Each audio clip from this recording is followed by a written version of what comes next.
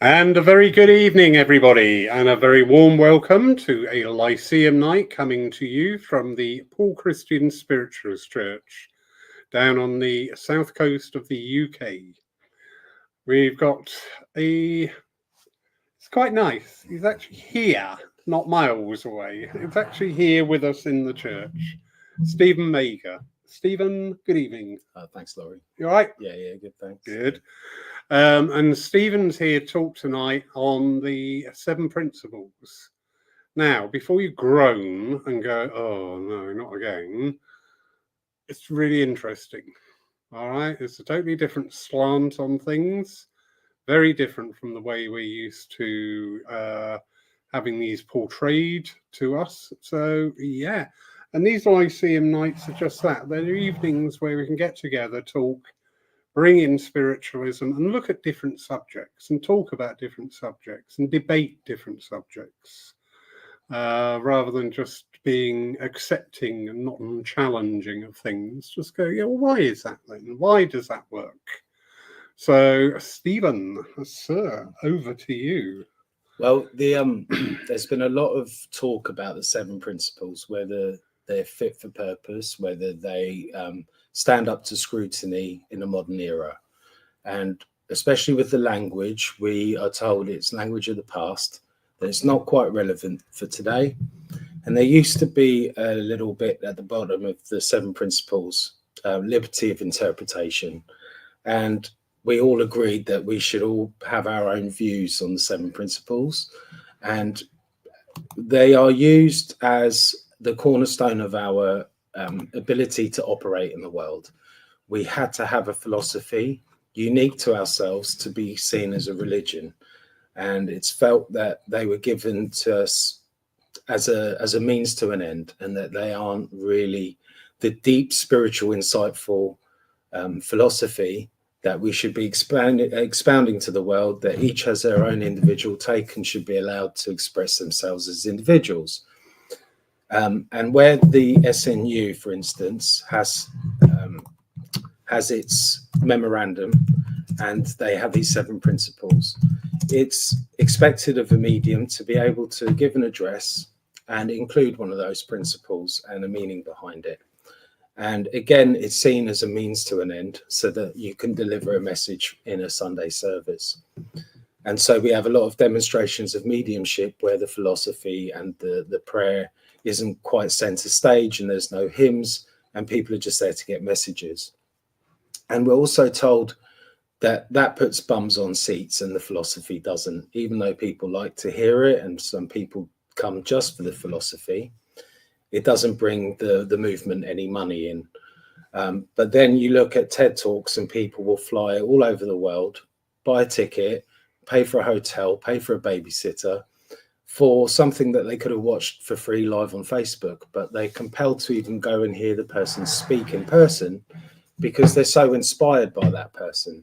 And we simply don't have that in spiritualism. And we don't have that because people have been so blinkered by the mediumship that they haven't looked at the philosophy, and it's sat stagnant for a long time. Madame Blavatsky was a founding member of the Theosophy Society and a big critic of spiritualism. Emma Hardinge Britten was also a founding member of that society, but they parted company over their views on mediumship, and Emma Hardinge Britten became the mother of spiritualism, and she focused on it, leaving theosophy to go off in its own direction. Now, spiritualism is the practice of mediumship.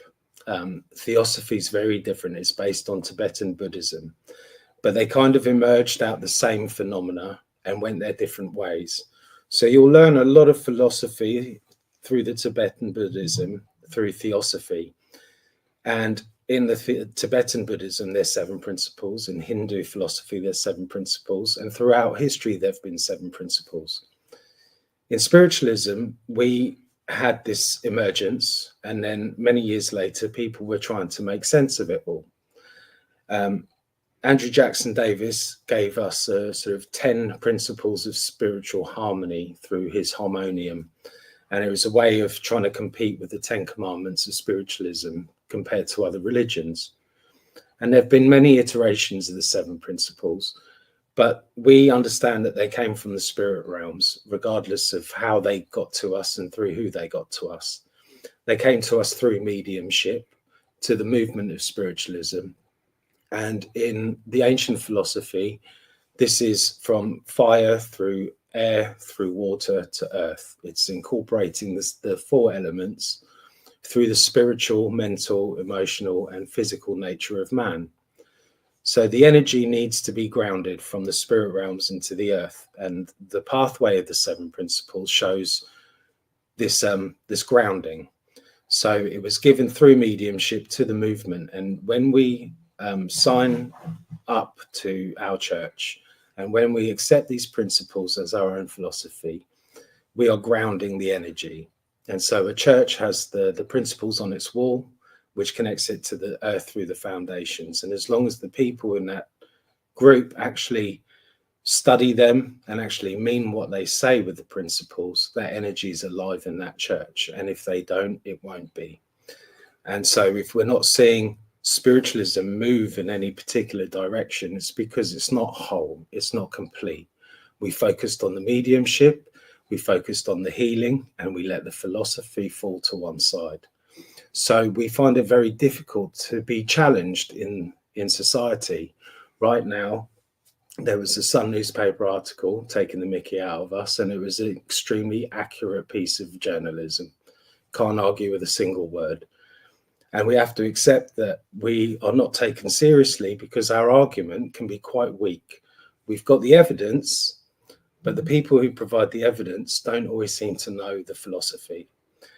And so when we talk to Christians, Muslims, Jews, people from other faiths who grow up with a deep understanding of their religion, we look quite weak and limp because ours is so weak and limp. No one's done any hard work on it. And I found a pattern in the seven principles based on the language itself.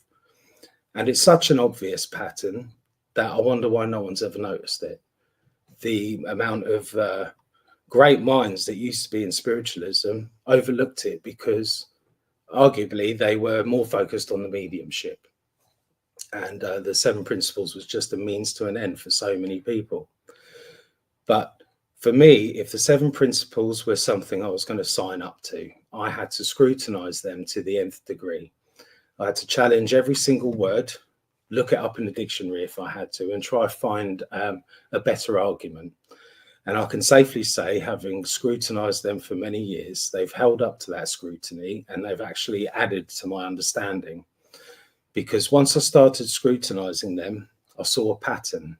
When I put that pattern against other places I'd seen that pattern, I saw correspondence between our seven principles, the spiritualism, and the Hermetic tradition of ancient Egypt and the Greco-Roman liberal arts. In fact, what I was seeing was the exact same energy expressing itself in a different era through human beings. And it appears to be the way the human being expresses itself. And it reveals itself through the seven principles. And the more I looked at them, the more it felt like Mother Nature was screaming these seven principles at us. And when we look at the pathway, like I said, that the seven principles followed, it came from spirit, through our mind, through mental mediumship, through our emotions, so that we could feel spirit and express it. And we have to put it into words. We have to ground the energy by letting it out into the world. Otherwise, it becomes stagnant. And energy has to flow a certain way. There's a thermodynamics. So when you look at the thermodynamics of the seven principles and you draw it down out in a template, it's the same template as when you put it against these other seven philosophies. And that's what I want to show this evening, because it will give us an understanding that we're not building our philosophy on nothing, that through every opportunity, as the seven principles were given to us, either through Robert Dale Owen and Emma Hardinge Britten, as they said, then to the movement of spiritualism. And one of the best sources of this is the University of Spiritualism by Harry Boddington. And in it says that solicitors were involved in the forming of the union, and they suggested separating a couple of well, one principle into two. So 6 became 7. And I see that not one person is responsible for the 7 principles. At every opportunity, people have been inspired by the spirit world to alter the language, to finalize it the way it was given. And for us to end up with this formula that can be so easily transferred over time to very, very profound philosophies, I personally see the guiding hand of spirit in the 7 principles, giving us something that can stand the test of time, and 100 and whatever years later, the language is still current. So with the fatherhood of God, it's suggesting a patriarchal philosophy and religion. We only want the slides up. Okay, yeah, if you bring up, I think the first one, this is the template I'm talking about. And we all recognize the Kundalini, the 2 serpents around the central column, with the chakras on one side and the musical notes on the other. The reason I do this is because when you learn one simple template, it's like a set of keys that open up other doors. So by learning this one thing, you can learn everything through this lens. That's why it seems so important to learn music, color and vibration, because it teaches you about the octave that we operate in, and that there are higher and lower octaves, and we are in that visible realm of 1 octave. And through the dissection of the 7 principles, I separated them into 3 higher principles that talk about the spirit, and 4 principles that talk about the soul's journey, mostly on earth. So we see a pattern emerge. And so if we look at the next slide, it shows you this pathway of the 7 principles, how it's come from the spirit world, fire, through mental mediumship, which is air, then to the movement of spiritualism represented by water, which is emotions. And we can see that the movement, which, it's very synonymous with water, with emotion.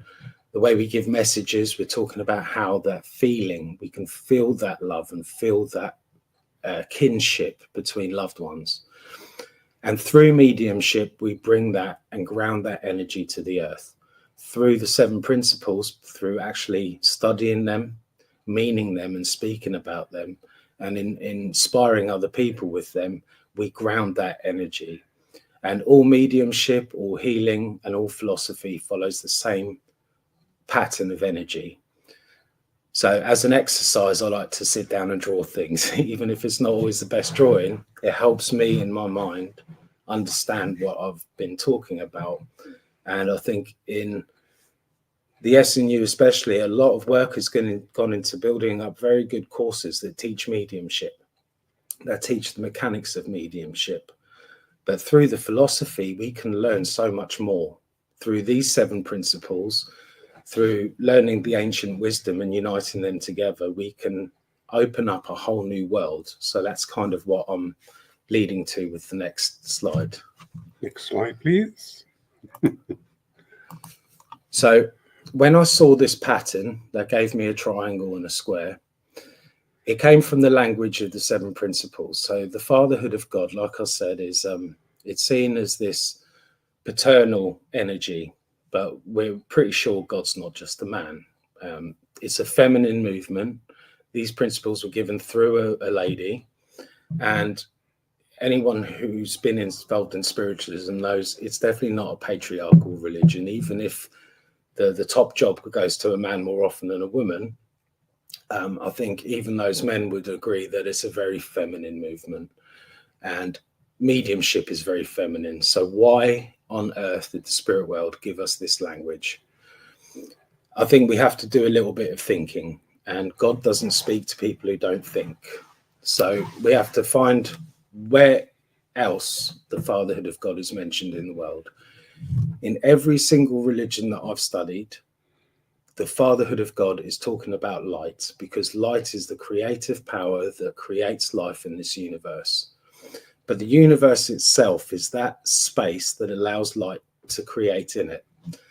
Mother Nature imposes a speed limit on light. Light's limited in what's capable of doing because Mother Nature imposes laws on it. So when I look at the 7 principles, I see Mother Nature speaking them, and the feminine is not absent. She is the 7 principles. So we're compelled to look at light, and light is what we are. It's how we communicate. It's the active principle. So being the brotherhood of man, when we look at light, we know that light is either a particle or a wave. So if the individual's a particle, God is the wave, or the source behind the wave. So we all work together as one mind, even though we don't see it. So the fatherhood of God and brotherhood of man is showing that we are part of a greater whole. And we can only personify God because we're human beings. It would be pointless trying to create God into something that we can't comprehend. We have to make it comprehensible.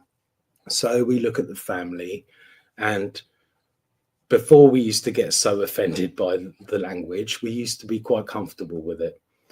So really, we're talking about light, but Mother Nature is what imposes those laws on light. So the feminine is not absent in the 7 principles. We just have to think.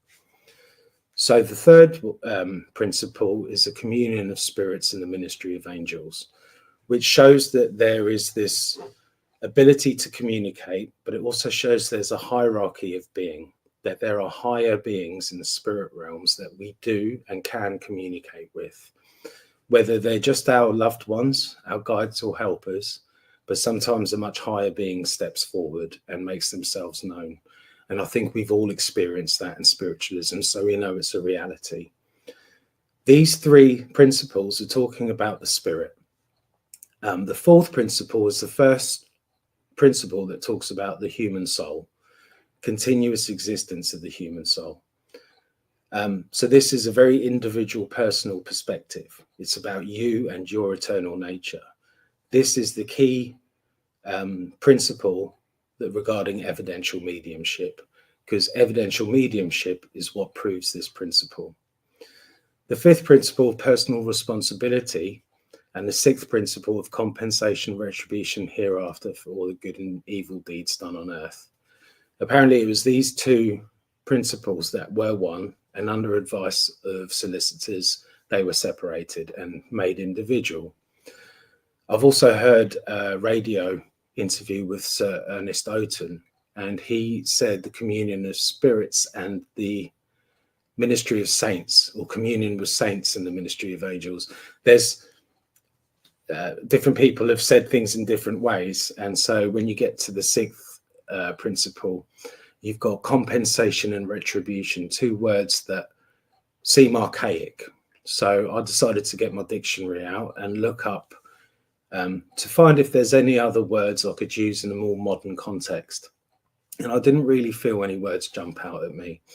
But I looked up the word compensation and the word retribution, and there were 2 words that came up under both searches. One was repayment and the other one was recompense. Well, recompense is just saying compensation in a different way, and repayment is more about financial things and not spiritual ethics. So that 6th principle, regardless of how archaic the language seems, it actually stands up to modern scrutiny. There's no word that supersedes it, and it says exactly what it means. And the 7th principle talks about the eternal progress open to every human soul. So the 4th one talks about the individual, but the 7th talks about the collective. So it brings us full circle.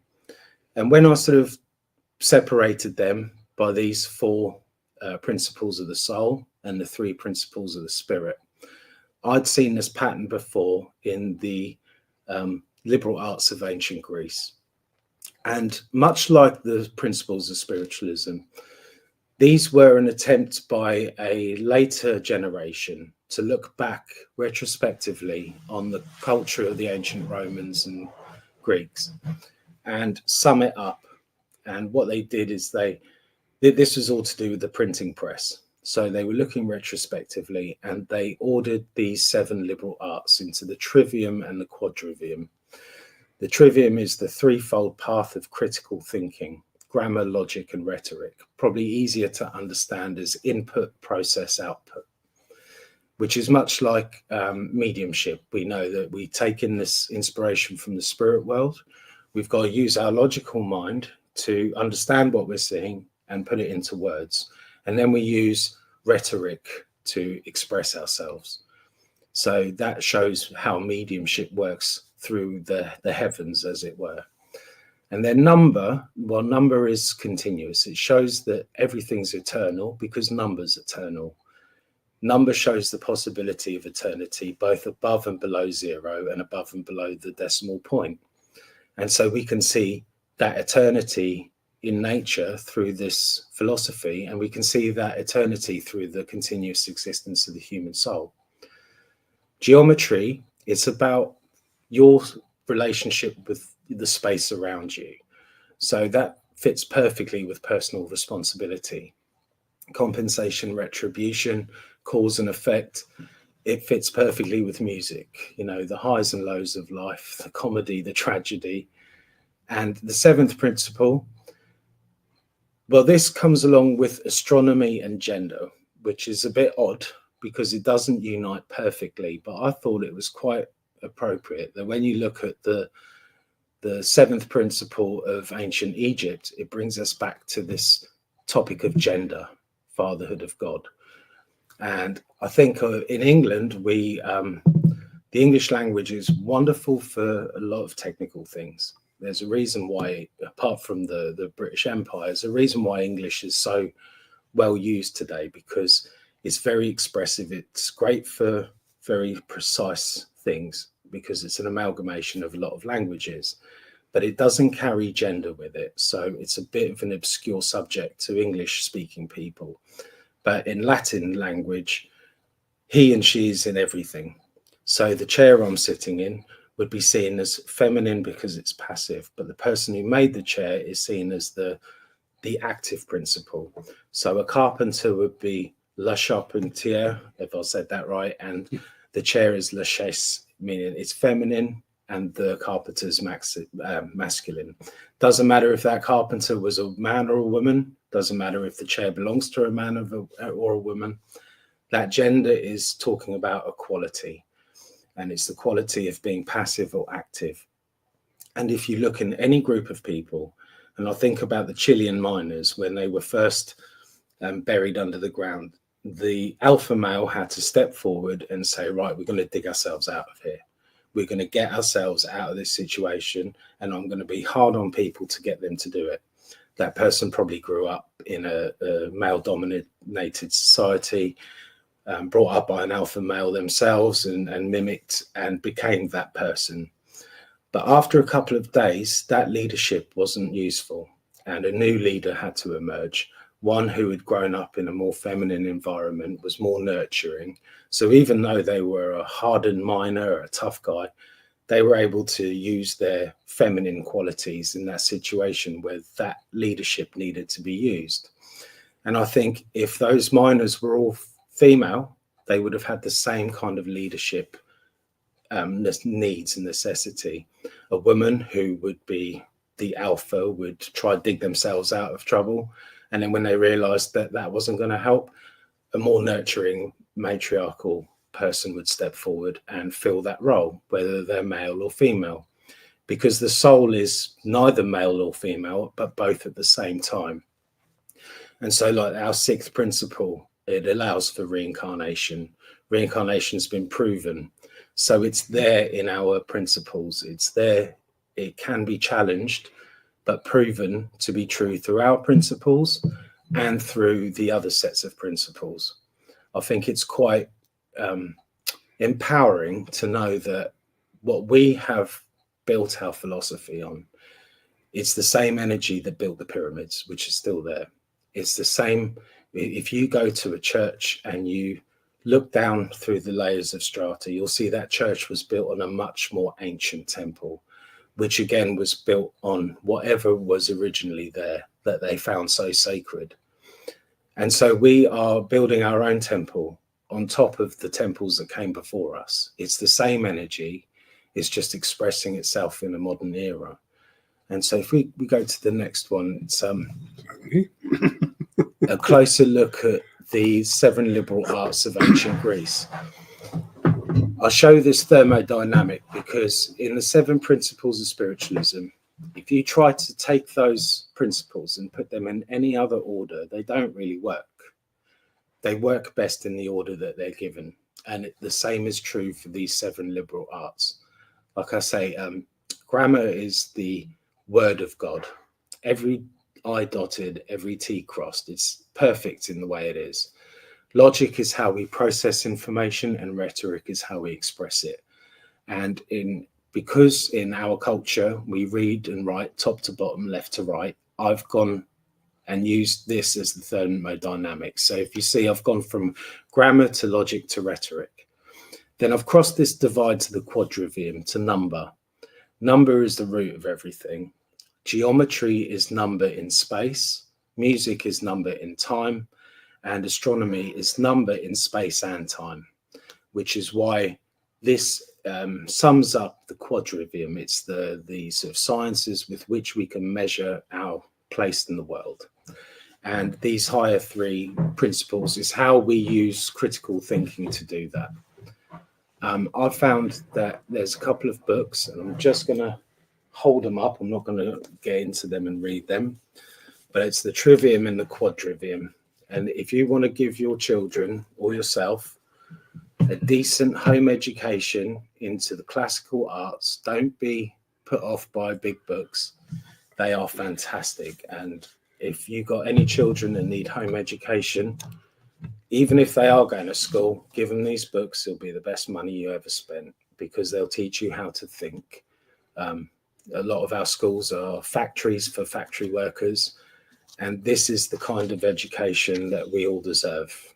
You know, we leave elementary school devoid of any real knowledge of the elements, and we carry on like that. And that's why people find it so hard to think and critically analyze things like the 7 principles, because we're not taught how to do it. I was lucky enough to have the time and the enthusiasm to do it a different way, and I found all these wonderful tools at our disposal, and the 7 principles empowered me to do that.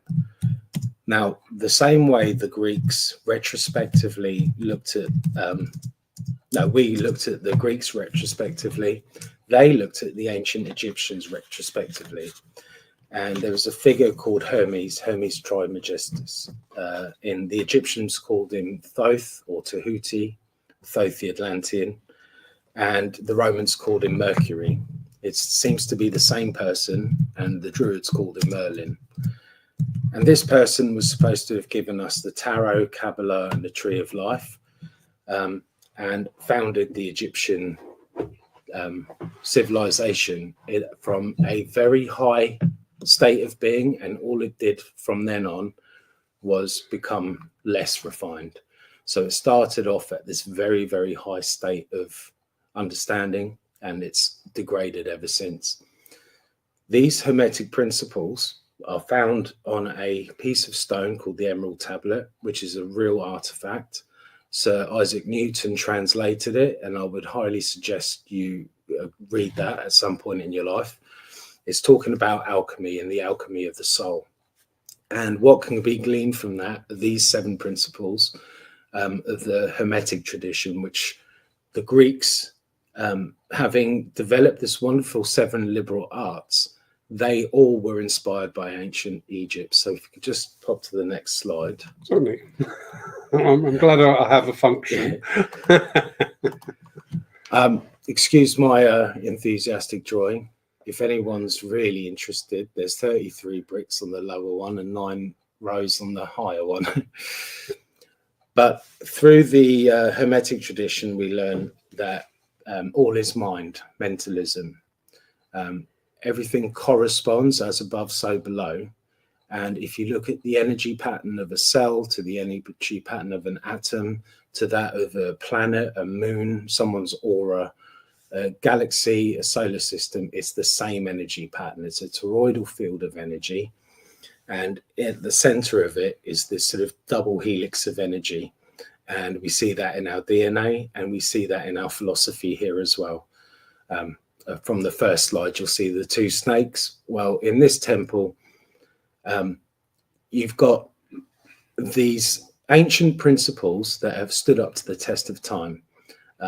the law of correspondence, the law of vibration, polarity, rhythm, cause and effect, and gender. And this was the Greeks' way of summarizing what they learned from the ancient Egyptian culture. So when we look back at our principles, not only do they stand up to scrutiny, we can tell that they're part of the same energy that's going to be true no matter how much time passes and no matter where you are in the universe. These 7 principles are eternal, and they are part of the structure that Mother Nature has put into place that makes what we do natural and possible.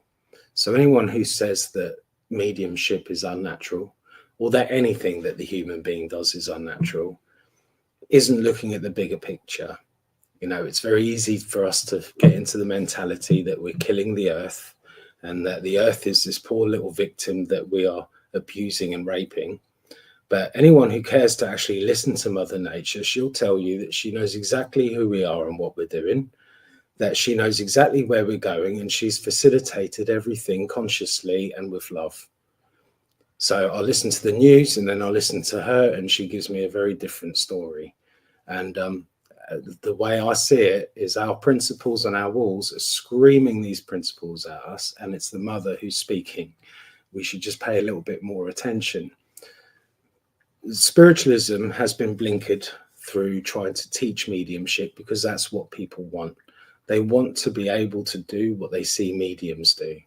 If they saw mediums make sense of the difficult and complex, if they show great insight into what they've learned from mediumship, I think people will be equally, if not more, impressed and would happily pay for hotels, babysitters, flights, just to hear someone make sense of something to them. They don't have to get a message from the spirit world. They've got a message from their own revelation, and all you can do is give them the tools. But if no one's doing this work on the 7 principles, then no one's going to come up with anything new or see anything different. And I was kind of expecting to end up with my own interpretation, but what I ended up with was a university degree in the classical arts, just no one gave me a certificate. And I learned a hell of a lot about the culture that came to Egypt, how many tens of thousands of years ago, with such a high understanding. So it gives me confidence that whatever we're going through in spiritualism, our principles are founded and grounded on the same energy. So even though you don't have to go and do a deep intellectual dive into it yourself, I'd like you to see that there is real value in the principles. We definitely shouldn't be getting rid of them. If anything, we could do with being a little bit more dogmatic. I know that's a word people don't like, but other cultures and other religions seem to really care what their philosophy is. Whether they're right or wrong, they mean it. And I'm not seeing that on the platforms in spiritualism. So that's why people aren't inspired by the philosophy in spiritualism. They've got no one to look up to. But saying that is being quite harsh, because I can think of at least 20 mediums that have inspired me with their philosophy. You know, I mean, you could probably think of more. Elaine Bevan, Mark Stone, just so many. Richard Sue Hayes at the Temple. I've got plenty of inspiration, so I can be a little bit harsh saying that no one's doing this work. But maybe it took someone as mediocre as me to see it. Do you know what I mean? Yeah. But then with the philosophy, it's a very subjective thing. Yeah.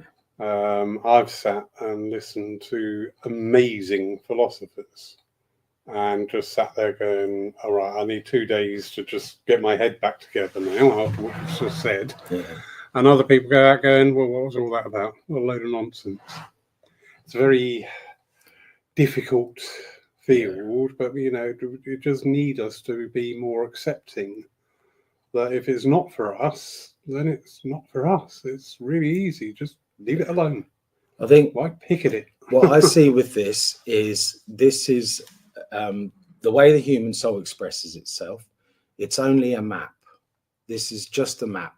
And you can have a map. And I was on a holiday and I was looking at the map and I was looking for the shortest route to the nearest pub.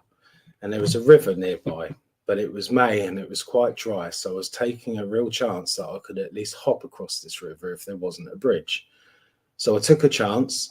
Even though the map said the river was there, I found a little footbridge that wasn't on the map, and the water level had lowered just enough that the footbridge was exposed. Had I gone a week before, I would have got wet. Had I gone a week later, it would have been dried up. So the map isn't the territory. So your experience is going to be individual to you. So I can give you this map and you can go and explore the same map, and you will have a very different experience than mine, but the map will still be useful because it's a well-trodden pathway. It's not up for debate or discussion because it's fundamental. It's how we are. This isn't my opinion. This is just the revelation of the truth as it is. And how we express ourselves can be in any manner, shape or form, but we do it through these 7 principles. And I just want to give an example. I was sitting there thinking, am I onto something, or am I, can I really say that that's how we operate? And this little song came into my head. Sing a song of sixpence, a pocket full of rye, 4 and 20 blackbirds baked in a pie. When the pie was open, the birds began to sing. Wasn't that a dainty dish to set before the king? So what I thought, it was a piece of grammar, and it's talking about the sun, which is astronomy. If I look at it logically, it's rhetorical. The number 6 means something. And when you look, it's about rye bread, it's agriculture.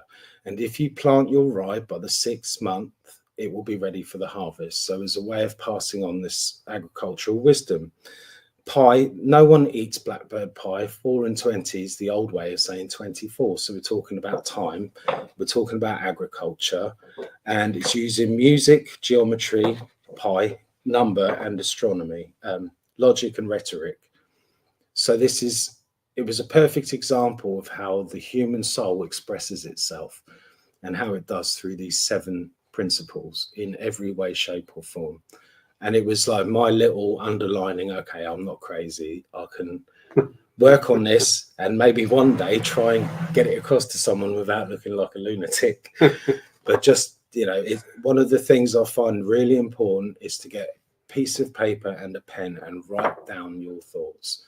Read them back to yourself and make sure you're not crazy. Make sure that you can say it to someone else and they're going to get it. And then when you get feedback saying, I didn't understand that, learn to tell it in such a way that it makes sense, that it's true, and that it's useful.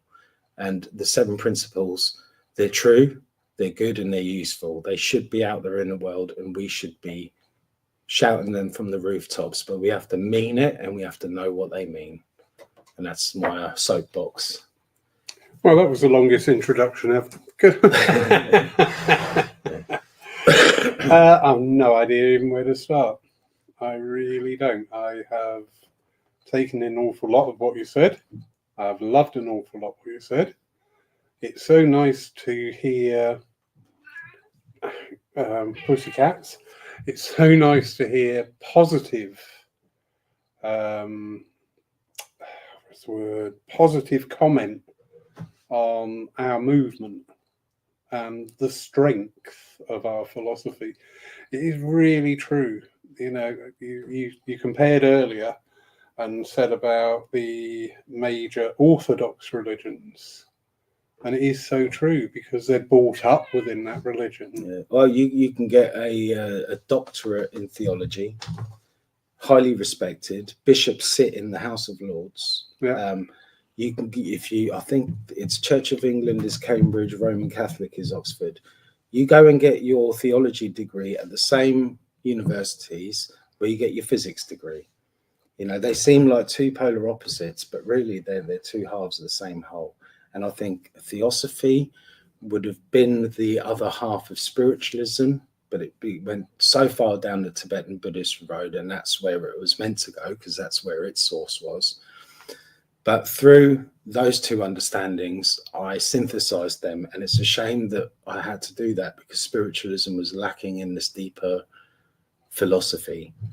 this deeper understanding of ourselves and what mediumship actually means. And with both the ancient Hermetic philosophy and the seven liberal arts, I see the exact same argument.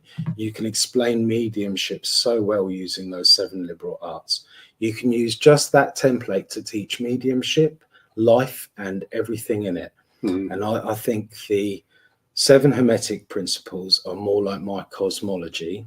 The seven liberal arts is how I understand the world and higher concepts, but the seven principles explains the soul's journey in the afterlife. And if you think the ancient Egyptians, that's all they were interested in. The soul was all powerful to them. Yeah. And that symbol that I showed, the two snakes wrapped around the two shapes, comes from the caduceus, which it's the bit you can, and when it's just in a single pole, might be a bit graphic for people who are having their dinner, but the Egyptians were great anatomists, and they used to explore the human body after post-death because they believed there was great value in it. So the afterlife means a lot of different things to them. Not only is it the soul's journey, but it's the body's journey, and they're very intricate in the way they understood things.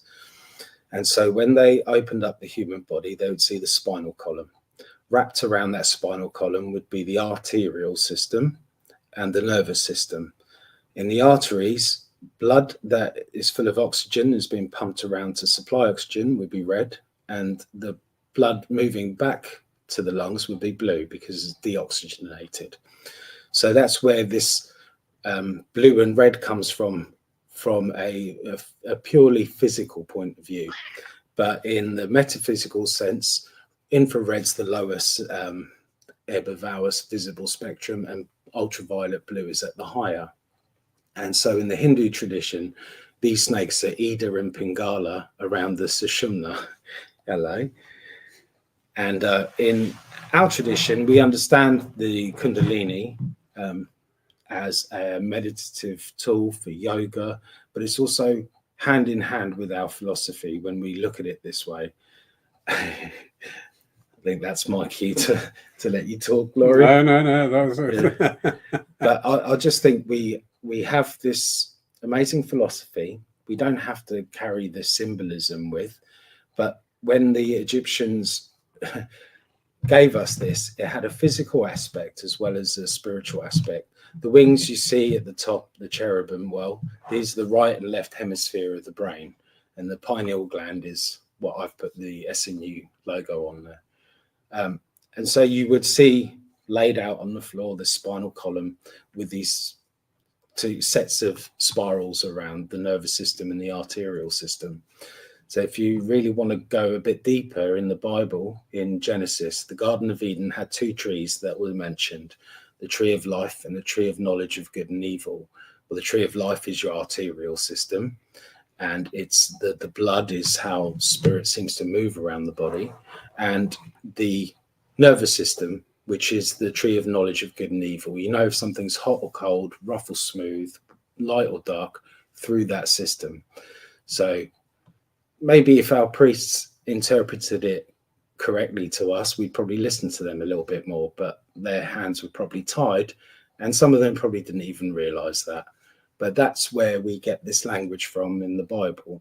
It's a way of talking about what's inside us without having to explore it ourselves. People did it for us thousands of years ago in ancient Egypt, and much of our scriptures is based on their studies of the human body, the human soul, and the human spirit, because that's all they seem to care about.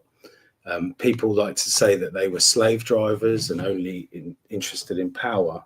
But if you remember the crook and the flail, this is used as, this is how they used to be slave drivers, but they were cattle herders. And you used to keep your cattle in the herd using the crook and then beat away the carnal beasts with the flail. And these are your thoughts. You're the shepherd of your thoughts, your mind. And that sounds more like the ancient Egyptians, because their culture was not about slave driving. They managed to get those buildings built. And we've seen that through archaeology that most of the people we call slaves were well looked after. Dentistry, even brain surgery was performed on the people that built those temples. That doesn't sound like slaves to me. They were well-fed artisans who built with love and care and precision. And I just feel a connection to them because that was us. You know, our civilizations, they rise and they fall. But what's left over from the Egyptian period, what's left over from the Greco-Roman period, happens to be exactly the same as what we've got in spiritualism. You know, so the more I look at the 7 principles, the more they scream at me that they're here to stay and that we should focus on them as much as we focus on our mediumship, as much as we focus on our healing. No more, no less. It's part of the whole package. You know, there's 3 pillars in the spiritualist temple: mediumship, healing, and philosophy. And if one of them's weak, the temple falls down. Yeah, very true. Very true. Because it's become, isn't it, the saying of the principle is almost like a mantra now. It's just where we repeat things. I can still remember the 12 times table from school. 12 12s, 144. Yeah. That doesn't make me intelligent. It doesn't make me a mathematician. It just makes that I can remember things. Yeah. Why do 12 12s make 144? I've got no idea. Thing is, but they do. I can see why in the schooling system, the national curriculum has to standardize everything. Everyone has to be speaking from the same page. And in SNU spiritualism, I can see every decision that's made, every move that's made as being an insightful collective agreement on the circumstances they have with them at the time. And they haven't been presented with a different view. So why criticize them for not having a different view? You can't criticize. It's so easy to criticize in-house the way we do, when really we should stop criticizing each other and saying, because no offense to all you lovely tutors, but I've not seen the fruits of your labor change spiritualism in any way, shape or form. I just see more mechanics of mediumship, you know, which, in my own opinion, you can't teach mediumship. Mediumship emerges. You have to set an example. And by giving your own biography, it's useful to other people. But I think in the last however many decades, all we've ever got is biographical answers to questions. People just want to give their version of events, their life story, because that's all they've got to go on. Because despite the fact that when you join someone like the SNU, you get given a book, The Philosophy of Spiritualism, you could argue that it doesn't go into a lot of great depth. But then I'm hearing people speaking on the platform and they haven't even read that book, because you can hear it in their lack of understanding of the 7 principles. And you know, people say, when you talk about the 7 principles as the philosophy of spiritualism, they tend to say, well, I don't think it's the philosophy of spiritualism. I just think it's there as a means to an end. And having done the work I have on it, I cringe and have to walk away and bite my tongue, because otherwise I have to spend an hour and a half taking them through all my slides and trying to show them, you know, looking crazy at the same time. So I think even though we can't all be expected to stand up on a platform and in 15 minutes show everything I've shown tonight. I just think that we should do our own personal work like this. And then when we do go up on the platform, learn to say it so simply that they can't help but remember what you said when you went home. That eventually we will create the kind of speakers and philosophers that people will fly halfway around the world to hear speak, and maybe even get a message from. But I think we could be filling our churches because of the philosophy itself is strong enough. And I think I've demonstrated that. And I hope that someone picks up on what I've said, improves on it, and shows me what I've missed, because I'm willing to learn. I want to be the idiot in the room. I don't want to be the genius in the room. That's my job. No, you see, we've got reflections of the past here and reflections also of recent conversations. when we go back to the 30s. And you know what? I'm beginning to avoid quoting the pioneers now. I'm beginning to avoid assessing everything we do against the standard of that day, because I think we have got some amazing demonstrators, amazing tutors, amazing church leaders in whatever respect. And you know what? I think it's getting a bit tiresome for people to be constantly, yeah, but Gordon Higginson did this. Oh, yeah, but so and so did that. And I think it brings in a negative energy to me. Yeah, you know, I do feel that Gordon Higginson's name is mentioned a hell of a lot for someone who isn't here anymore, and his legacy is fantastic. I don't mean to be critical, but no. I have been sorely disappointed by my own visits to physical mediums and watching the next morning as people who I respect join in on the ludicrous reports that I read, and I was there and did not see what you saw. That looked like a mask fall on the floor to me. Again, that's the subjective and side. People don't say anything because in those environments they're not searched properly. I don't care what anyone says. Why is no one prepared to die for this movement anymore? Why is everyone so scared of being hurt? Also, did you know that it's dangerous? Well, so what? You get 70 plus years on this earth. Are you really? How long are you going to wait? But I'm forgiving with that, because I remember the healing sessions on a Saturday morning at my church. We're all looking forward to it. We've got 7 beds, 7 healers all ready to serve. We all do that first healing, and at least 3 of the healers will want a cup of tea after the first one. We're only open for an hour and a half. We've been waiting all week for this thing that we see as our life purpose. And after the first healing's over, it's like, oh, I want a cup of tea and a chat now. When there's another 10 people to give healing to, and you've only got an hour and a half. But going back to, you mentioned there the physical mediumship, I got a little bit berated by posting a comment and saying, actually, people who attend these seances are just as much to blame. Yeah. And that was not the popular opinion. Well, I stopped going because I couldn't hold my peace. Yeah.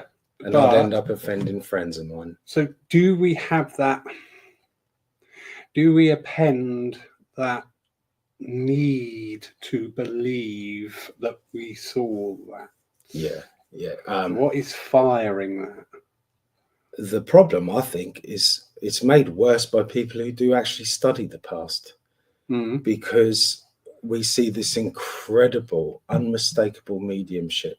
But then when we go to experience it ourselves and see the way in which intelligent, scientifically minded people are willing to overlook massive flaws in the seance, and they have the rules of seances on the walls of some of their establishments and don't follow them.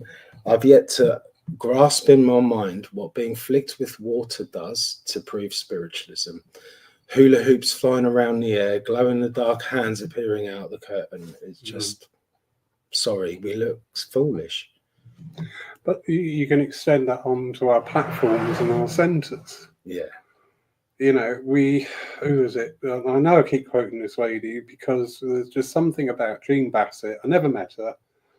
Everything I've read of hers, everything I've seen of hers, I just think, do you know what? I really like you. Yeah. I really feel a resonance there. And she said, turn of the century. Makes it sound old now, doesn't it? The turn of the century. Where are these people gone that used to fill the halls? She said they haven't gone anywhere, but we stopped giving them something to listen to. I think we moved into so powerful. We moved into the world of biographies.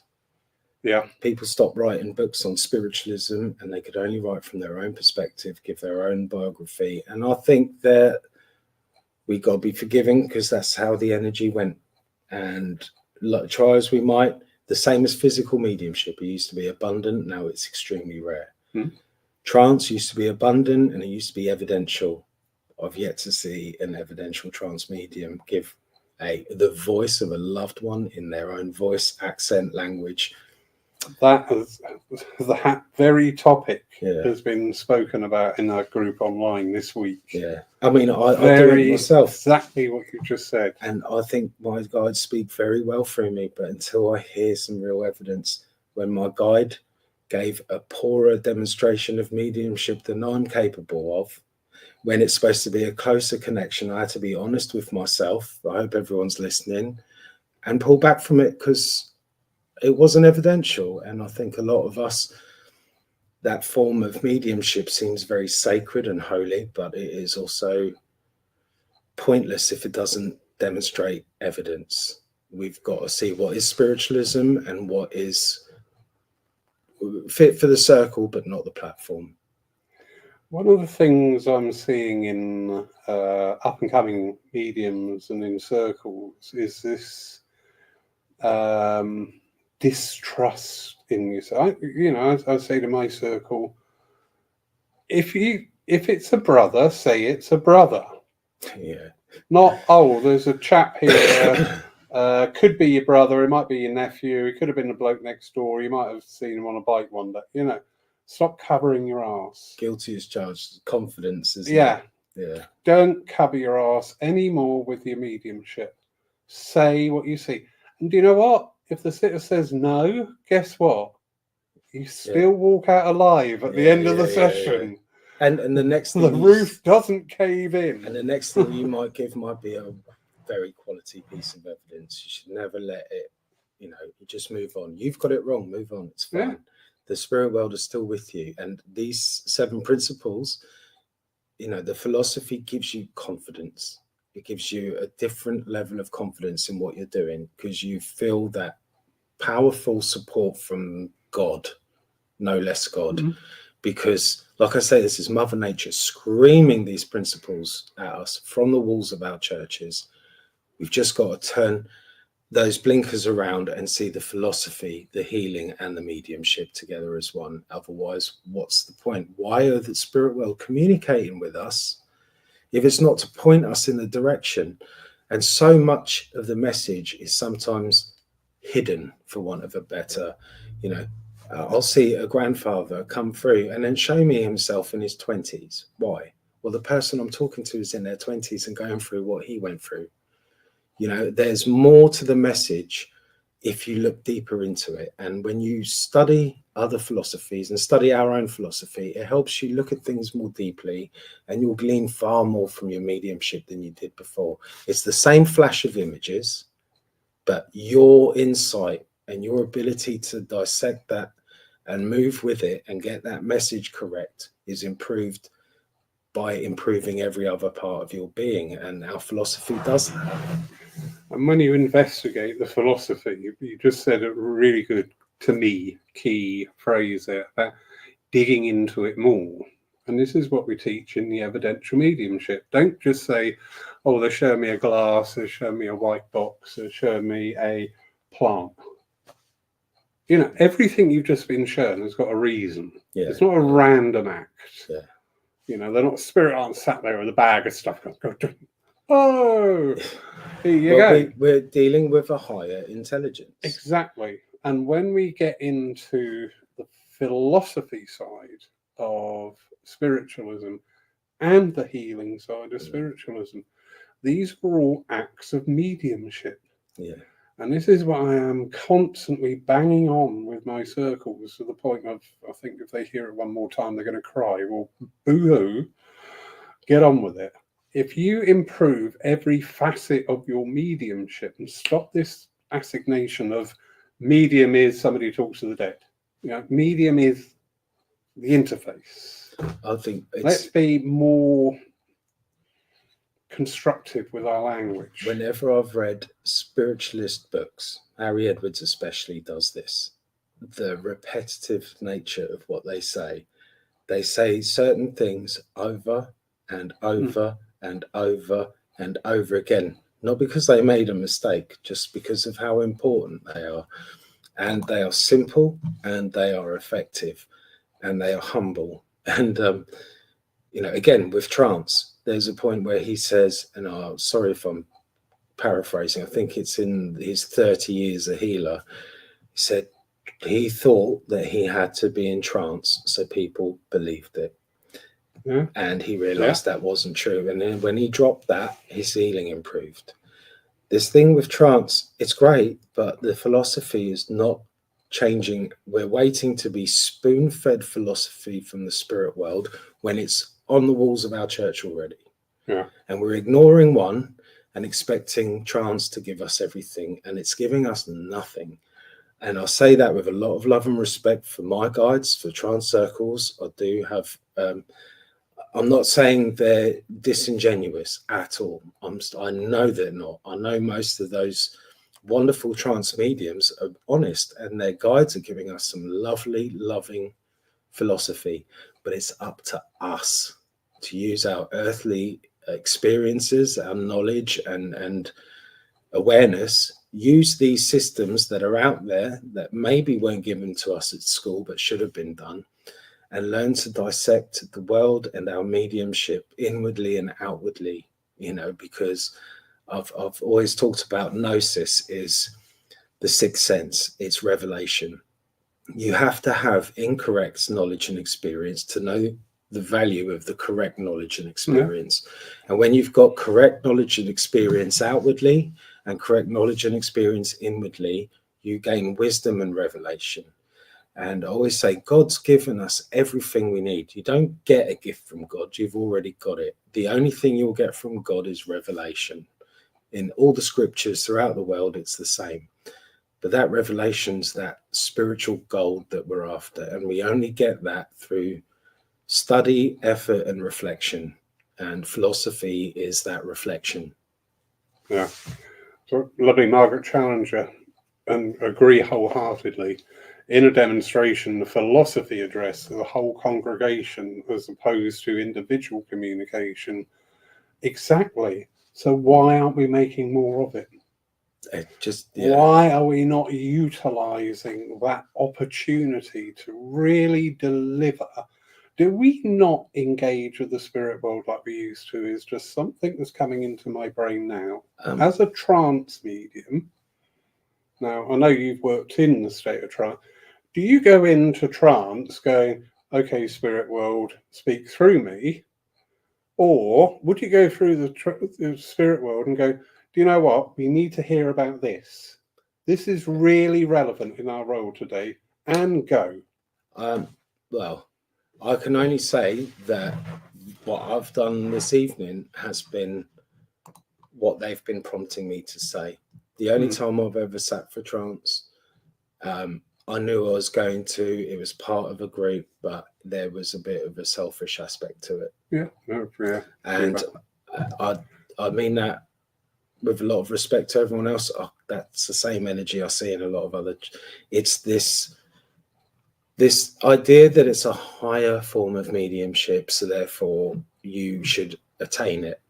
Now, not everyone's a decent footballer, not everyone's a born golfer, not everyone's a born artist or singer or whatever.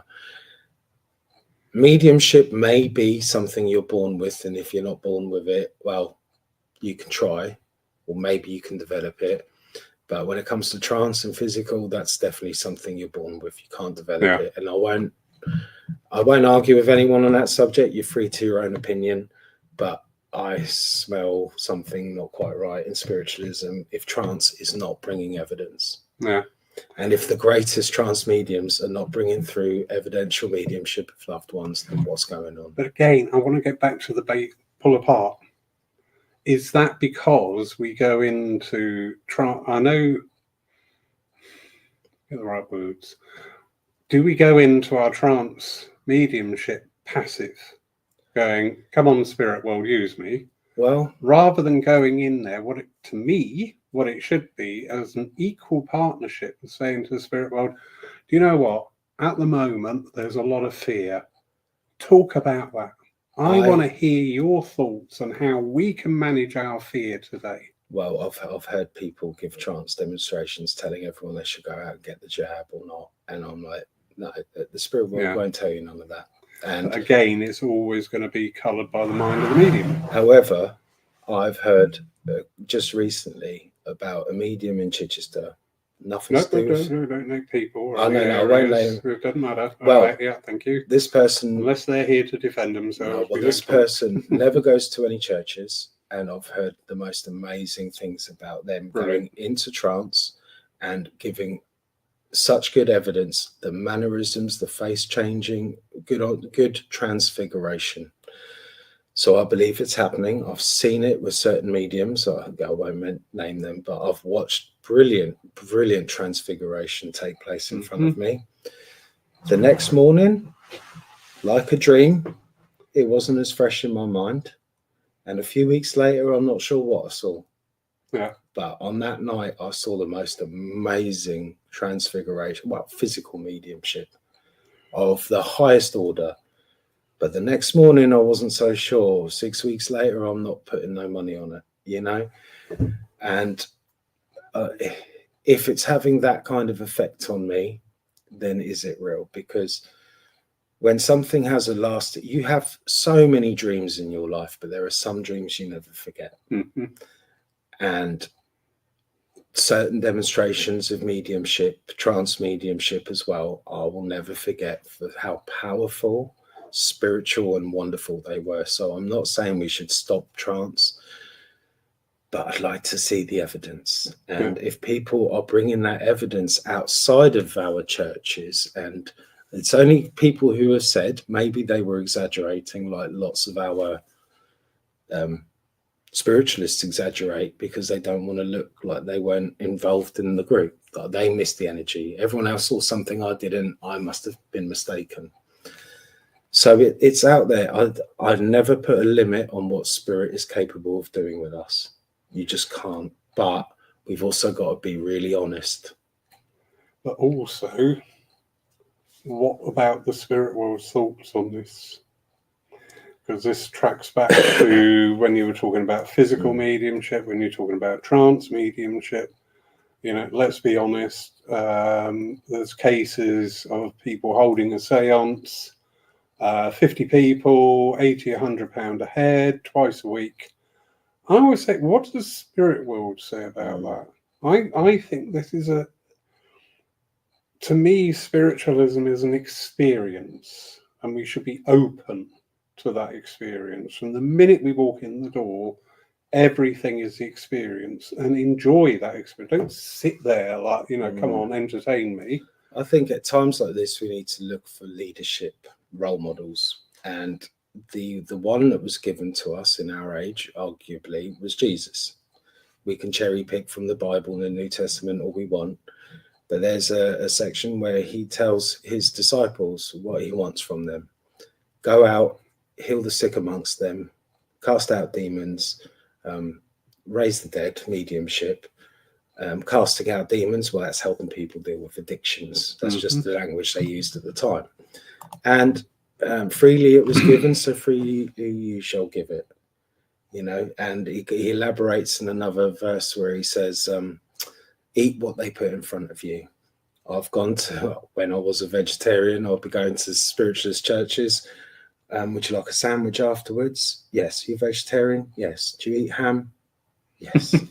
I'll eat whatever you put in front of me because it's spiritual food. It's not a fish sandwich. Anyway, Margaret Challenger, do you think that the student isn't aware, not taught, that receiving inspirational communication, philosophy, trance is a very natural process, but because the medium isn't giving a message, they shy away from any form of philosophy or trance? So, yeah, are we putting the emphasis on the evidential mediumship? Is probably a fair synopsis of that. Yes, I mean, with trance, when the spirit world speak in trance, 9 times out of 10, there's a flow. There's no ums or ahs. They came prepared. They knew what they were going to say, and it only adds. That in itself is fairly evidential to me. So I'm not completely poo-pooing it. I've seen one of our local trance mediums sit there for 2.5 hours, continual flow of talk, no hesitation, cough, drink of water, nothing. Yeah. And their timing just is a pure flow. And I'm like, you know what? That is evidential in itself. Yeah. The Because value you of the can't do philosophy, that. the loving nature of it, it's all positive. So anyway, do you want to get back to Margaret's Yeah. question here and stop going rambling off on your track? I think that the student isn't aware because they're not taught, and they need that leadership. They need to see someone demonstrate it. They need someone to show them, to initiate their thought, and then they need good guidance, but not just from their church, but from themselves. Learn these very basic, simple input, process, output. How are you taking in the information? What are you gleaning from it? Because someone can tell you something completely unaware, but you've gained more out of what they said than they have. The student is supposed to surpass the teacher, and we haven't seen that in over 50 years in spiritualism. Yeah. Sorry to say it like that, but it's true. There's some wonderful, wonderful teachers out there. A lot of the ministers and the tutors at the Arthur Findlay College, I've seen them demonstrate, and I've met them. They're lovely. But there's also this very repetitive nature. And without putting too fine a point on it, when I did the healing courses and you do a assessment day, there's a point where you are asked to sense the guide working with the healer. And not many people who do healing sit in circle for any period of time and can actually differentiate their guide from another. And I thought, this is one of those points where in the literature, to the letter of the law, you can't get past this point unless you have passed this test, as it were.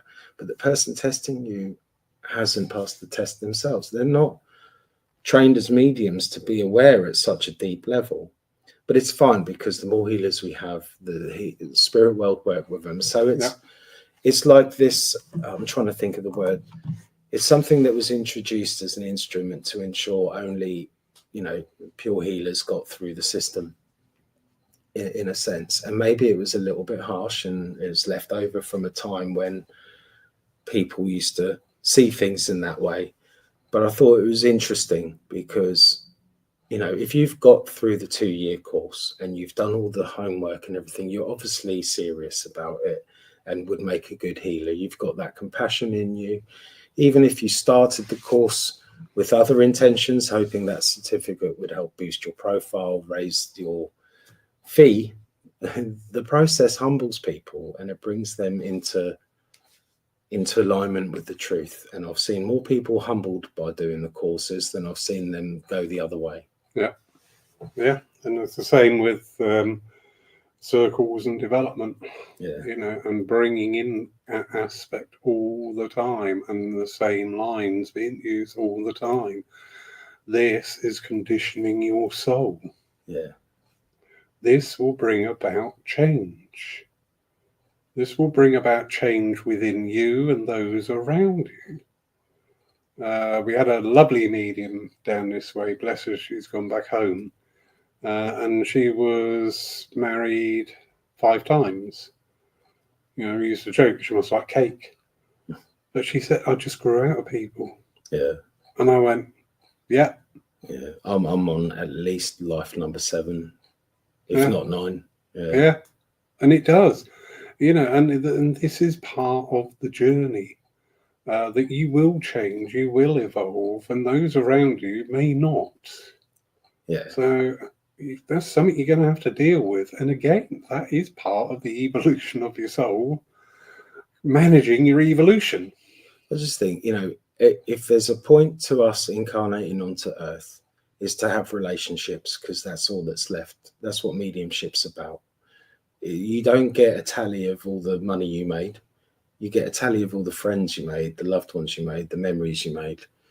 And, this philosophy is something that helps you understand that and integrate it. It's not the be all and end all, but I think for us as a religion, whether this came directly from Robert Dale Owen or whether it came from the mind of Emma Hardinge Britten herself, she was by far the greatest mind that's ever graced spiritualism.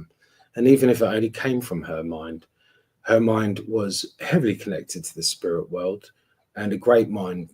And we were left with these principles that, like I say, you don't have to be dogmatic, but it would help if you were with these, because you could go on an adventure, a soul's journey of enlightenment. I left school with nothing, and now I can understand the trivium and quadrivium back to front. And still, every time I open a page, I learn something new. Yeah. It humbles you, and it shows you how little you can possibly know, but how much capacity you have for learning. And it opens up more and more the more you look at them. And if you only study these 7 principles of spiritualism on their own, because of the nature of learning one thing, you can learn everything through that lens. So they're valuable just on their own. But when they open up these other philosophies, your mind can learn so much, and you can explain things to kids. Like I say, the student is supposed to excel the master. They can only do that if you share what you know, and what you know has to be worth sharing.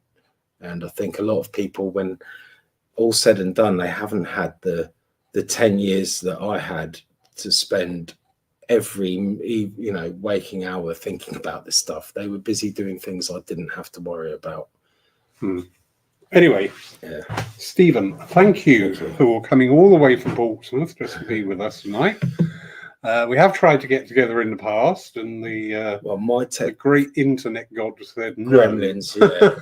I'm not very capable, so your steady hand on the tech is much appreciated. Nope, pleasure. Thank you for coming. Thank you everybody for joining us tonight. Those of you who wish, tomorrow morning at 11 a.m. BST, we have our live service live from here. That'll be on Facebook and YouTube. And we have 3 students from the development circles here who will be taking yet another step out into working medium status. And they are doing the reading and philosophy. And I was so happy when they said they were going to do that. I was like, yes.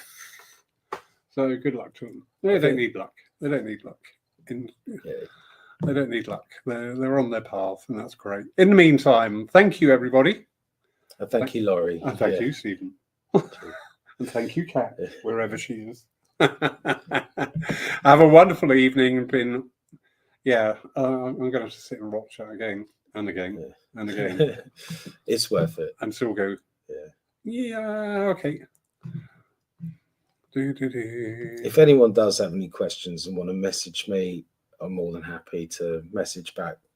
Keep it simple. Yeah. But I don't want anyone to feel that this philosophy sounds so daunting, because when you break it down, it's really simple.